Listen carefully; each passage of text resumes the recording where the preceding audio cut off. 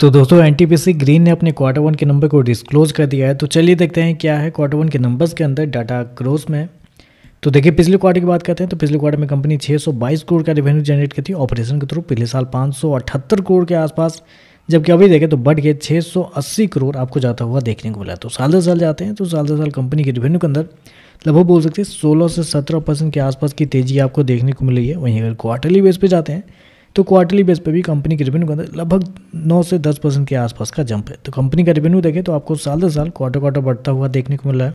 चलिए कंपनी के खर्चे क्या निकलते हैं वो देखते हैं। तो देखिए पिछले क्वार्टर में कंपनी 304 करोड़ माफ़ कीजिएगा, पिछले क्वार्टर में कंपनी 444 करोड़ खर्च की थी। पिछले साल 423 करोड़ के आसपास, जबकि अभी देखें तो कंपनी खर्चे 492 करोड़ आपको जाता हुआ देखने को मिला। तो खर्चे भी देखें तो खर्चे भी कंपनी के साल दर साल तो ठीक लग रहे हैं, लेकिन क्वार्टरली बेस पे हल्के से ज़्यादा आपको देखने को मिल रहा है, क्योंकि कंपनी का रेवेन्यू क्वार्टरली बेस पे लगभग 10% के आसपास का बढ़ा है, लेकिन खर्चे देखते हैं तो खर्चे लगभग 12% के आसपास बढ़ते हुए देखने को। तो खर्चे थोड़ा सा ज़्यादा इस क्वार्टर में देखने को मिला है क्वार्टरली बेस पे।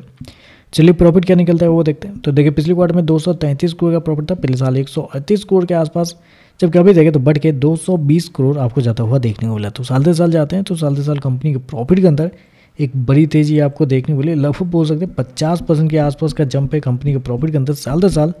क्वार्टरली बेस पे जाते हैं तो गिरता हुआ देखने को मिला है, क्योंकि एक्सपेंस थोड़े से हाई है इस क्वार्टर में कंपनी के, लगभग 5 से 6% के आसपास की गिरावट आपको देखने को मिली। तो क्वार्टरली बेस पे देखें तो प्रॉफिट गिर रहा है, लेकिन साल दर साल आपको बढ़ता हुआ देखने को मिल रहा है।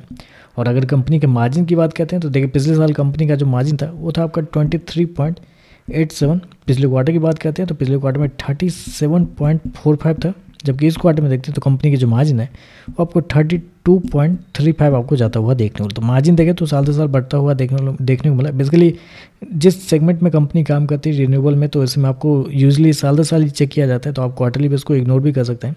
तो साल दर साल देखें तो रेवेन्यू प्रॉफिट दोनों बढ़ रहा है, कंपनी के मार्जिन आपको बढ़ते हुए देखने को मिल रहा है। ईपीएस की बात करते हैं, पिछले क्वार्टर में 28 पैसे का, पिछले साल 24 पैसे का, अभी देखें तो 26 पैसे का आपको देखने को मिल रहा है।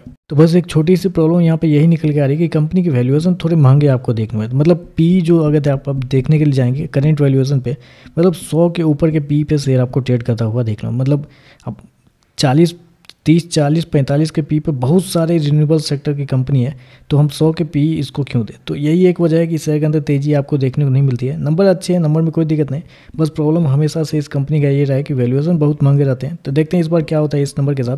आज के लिए बस इतना है। वीडियो पसंद आए तो लाइक कीजिएगा, साथ में साथ चैनल को सब्सक्राइब जो कीजिएगा। धन्यवाद।